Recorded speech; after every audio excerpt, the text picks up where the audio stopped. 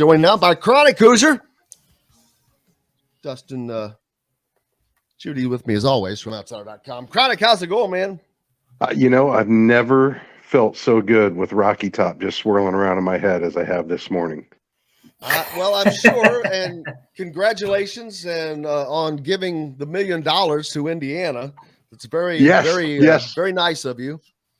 Well, that's the best part about it, because that million's going to turn into two with the matching clause in there. So no, awesome news all the way around for Indiana yesterday. Big move on the NIL front, and it's funny watching the women's basketball team and just the rocket ride it's been on under Terry Moore and all. You saw it in the broadcast last night. You see reflecting a lot of the commentary this morning. They're getting all the shine that they deserve for it. This team is just something else. And for as excited as Indiana fans are for the basketball team and their resurgence, these girls been here this whole time, and they just completely kind of recompositioned themselves. Obviously Mackenzie Holmes and Grace Berger's return was massive, but Terry Morin's ability to plug in the necessary pieces to pull off an upset like that. And I made a big mistake yesterday in my tweet. AP poll came out yesterday. There's some shuffling in it.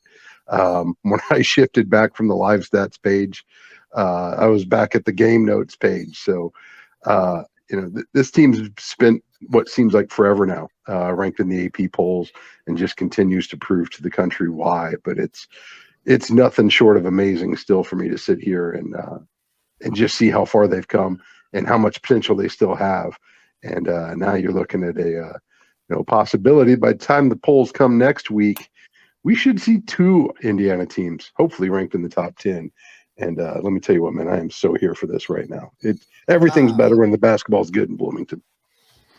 You're not lying, and you're looking at, like I said, uncharted waters. As historic as the Indiana men's basketball program is, you're maybe a week away from both programs being in the top 10, which has certainly never happened before. And I don't know which one's better. I think I'm going to give it to the women's team right now. I think that they are, barring, I haven't seen Iowa play, so I don't know how good they are as a team. I know they have what's her name?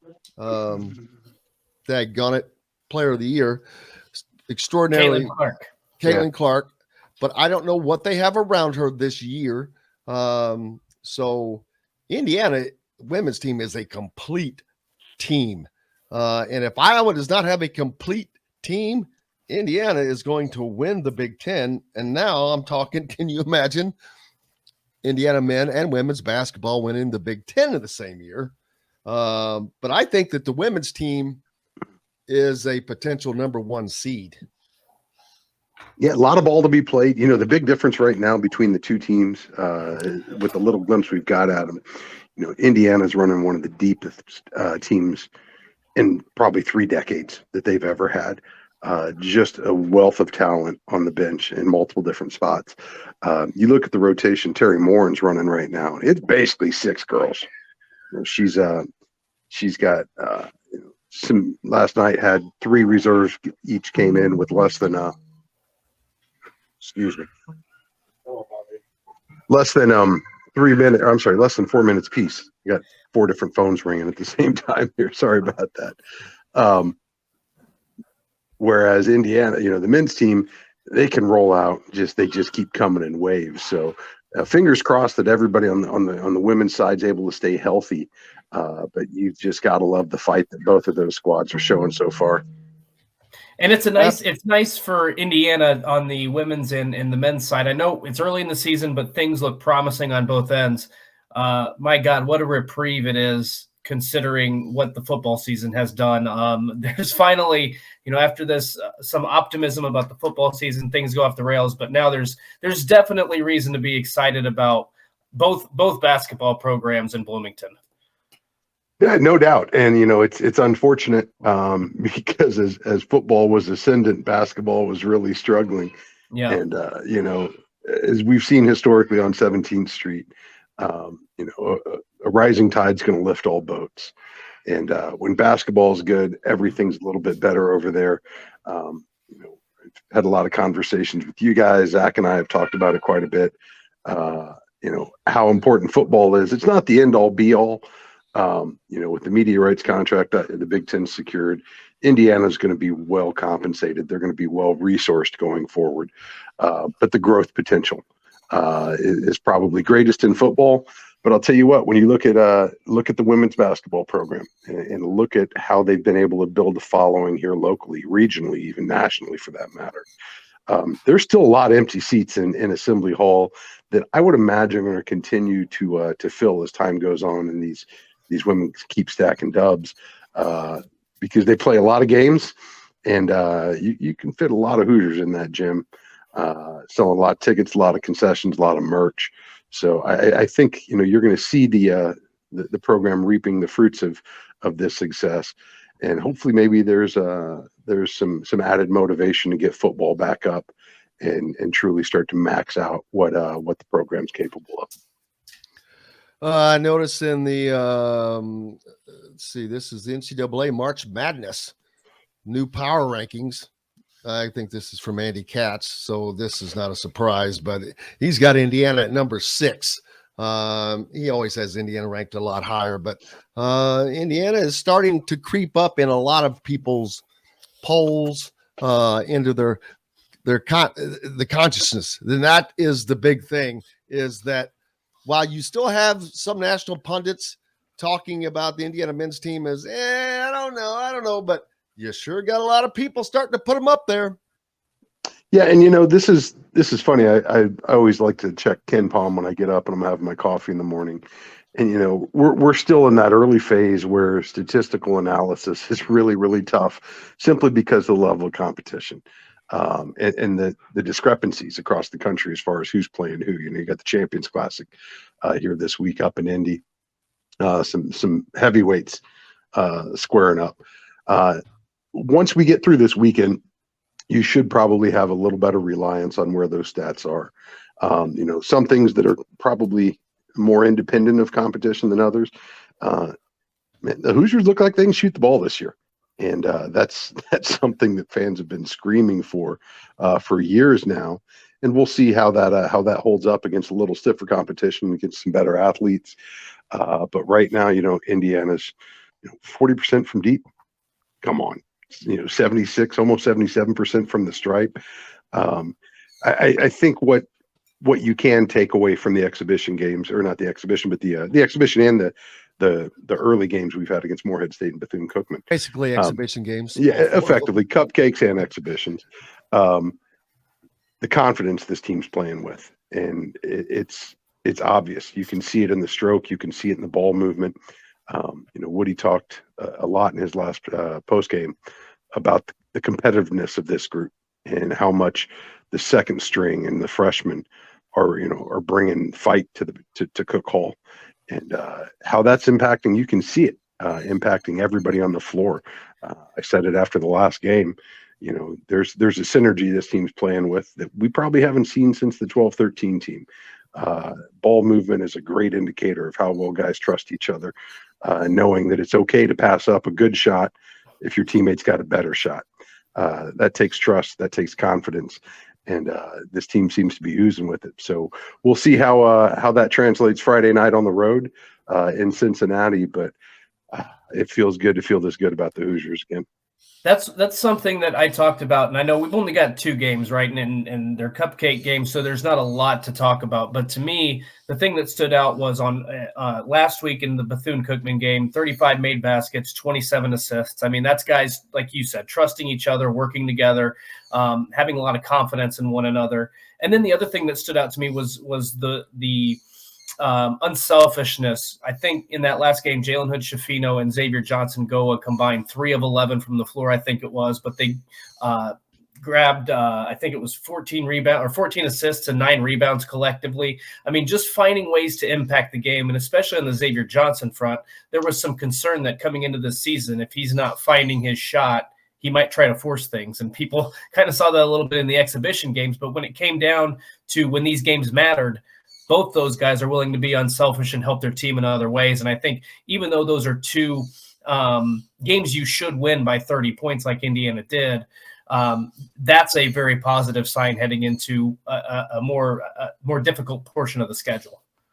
Well, you think of years past, if the backcourt put up that kind of performance, just from a shooting standpoint, you would expect Indiana to be uncomfortably tight throughout the entirety of the game.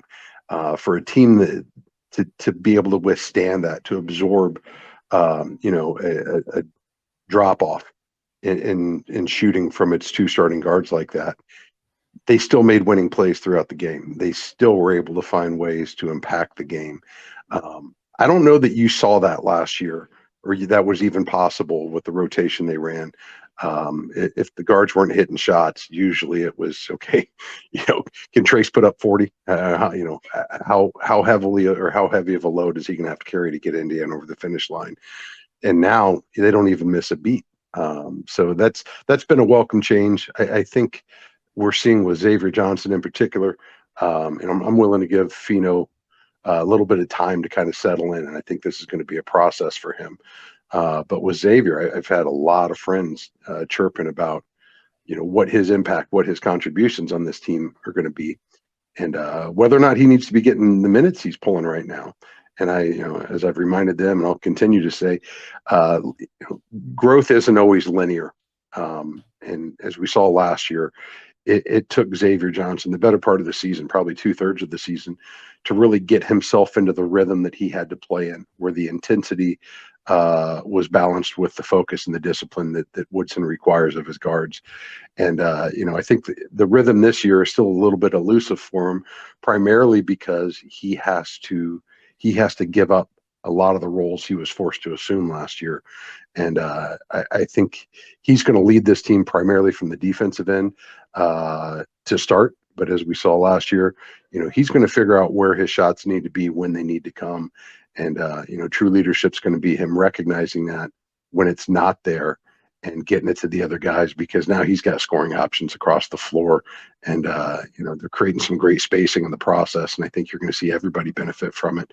Look no further than Miller Kopp and how much more effective he's been this year, because the shots are coming where they need to in the offense rather than out of desperation.